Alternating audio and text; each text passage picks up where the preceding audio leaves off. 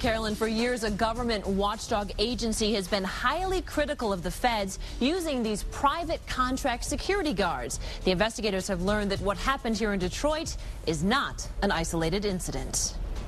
As the FBI builds its case against the man accused of leaving a bomb outside the McNamara Federal Building, federal investigators also want to know why a contract security guard brought the explosive device inside the building and left it inside for 3 weeks. Here's how security works at about 9,000 federal buildings across the country, including the McNamara Building. The Department of Homeland Security's Federal Protective Service, or FPS, is the police force in charge of keeping everyone inside federal buildings safe. Since the 1995 bombing of the Murrah Federal Building in Oklahoma City, FPS has hired thousands of contract security guards to protect entry points and screen visitors at federal buildings throughout the U.S.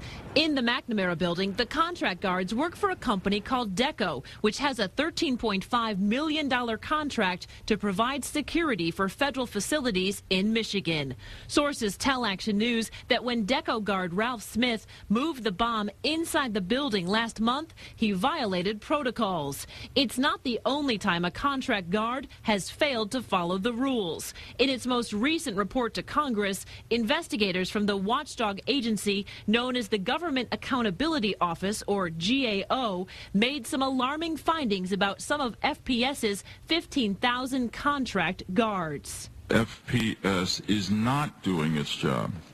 Most jarring, we will hear today that GAO investigators were able to smuggle liquid bomb-making materials into all of the federal buildings they tested. That was 10, all of them, past apparently unsuspecting guards. That was Senator Joe Lieberman during congressional testimony in July of 2009.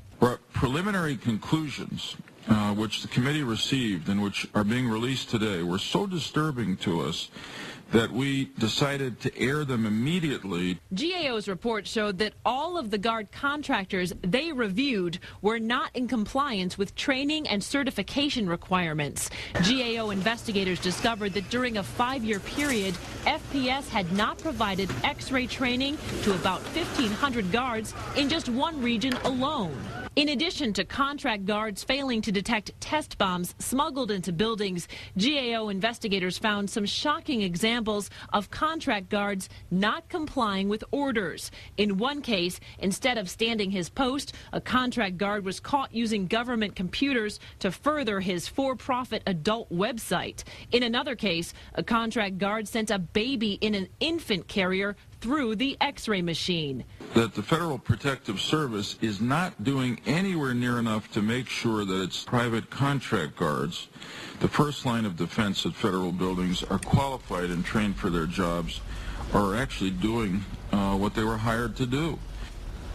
Officials from the Federal Protective Service tell me that in response to that GAO report, they have been making changes. They have a new director, and FPS created a mobile training team to provide on-site advanced training for contract guards. In fact, one of those mobile teams will be in Detroit very soon. A little late. Yeah, a little late. So, Heather, what have you learned about the training that our private security guards here in Detroit? How long are they going through training here? Well, the good news is that FPS officials are telling me that all of the on-site contract guards at the McNamara Building do meet the training and certification requirements.